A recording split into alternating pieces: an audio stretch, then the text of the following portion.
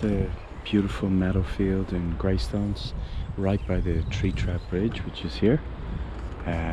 Neville lives just here. He's a gentleman that was born in this, right in this area here. His mom actually grew up in a house just over the wall, and then he's born into that family. So yeah, it's amazing to have that history by this field. And as I've mentioned before, I love asking local people about the fields. This is a field owned formerly by the Evans family.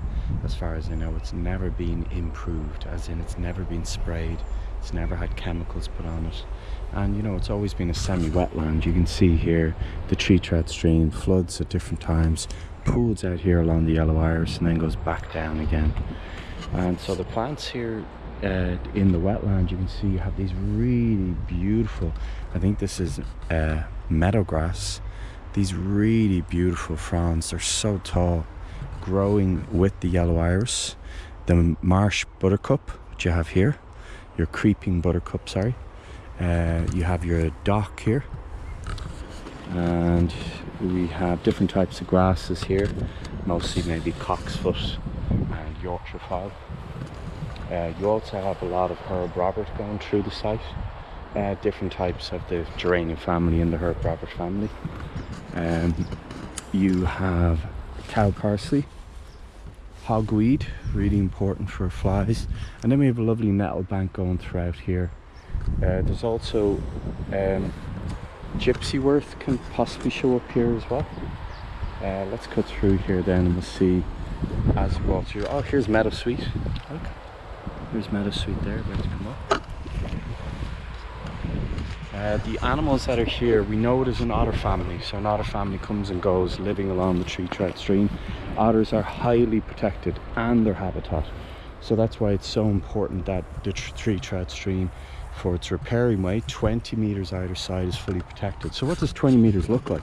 It looks like from the tree there, which is the border, over to around the iris, that's around 20 meters. Then you can have paths. So in the case of this field, it's been agreed with the council and McCarns that the path would be on the upper part here, connecting through, and eventually we'll go through here over the bridge, and then Delgany can connect up to that through the other fields opposed over. But we shouldn't lose any woods, and of course we shouldn't lose the riparian way. This concept of bring people close to nature. Anybody who understands anything in ecology knows that you can't get involved in that. Nature needs space. We're taking all the space away from our beautiful nature. Anyway, let's get down and look at the grass as well. Look, isn't that amazing? So what we'll add into the field here, will be yellow rattle. Yellow rattle is parasitic on your grasses, and it doesn't have the ability to feed itself. So what it does is it taps into the roots of certain grasses, and it stores water and food underground in little chambers and feeds itself. And the more it grows, the more it spreads its seed. So in September, it sounds like a rattle. You can shake it and the little seeds are inside, and then you just walk, spread those seeds throughout the land, and it keeps propagating. You can see this in Kilmacurra House, your National Botanic Gardens in Wicklow. Go down, look at their meadows. This was done as a science experiment. They tried different approaches, and of course the yellow rattle is referred to as the meadow maker. Yeah, so that's what you need. You need a plant that helps these meadows get stronger, and yellow rattle does that. Yesterday was great in Shoreline. I found an orchid, the first orchid within the meadows that we started there around 2 years ago. It's the first orchid to come up. It could be the spotted heath orchid, I'm not sure, I don't know orchids, but I'm really excited about it, and that's why I'm down here today to see, is there orchids here? Could there be one or two have come up, because this is the second year where we're growing this way. And yellow rattle, hopefully with Carnes will arrange this, that this will be cut in November. But this time, last year they actually cut away. I don't want to cut any of that. We leave all the wetland alone for frogs and different snails and insects. We only cut this section, and in this we scrape, take away all your cuttings, scrape the soil, you know, so you go in, and then with a scraper you kind of rake the soil so there's openings, and in that we're going to cast our yellow rattle, our field scabious.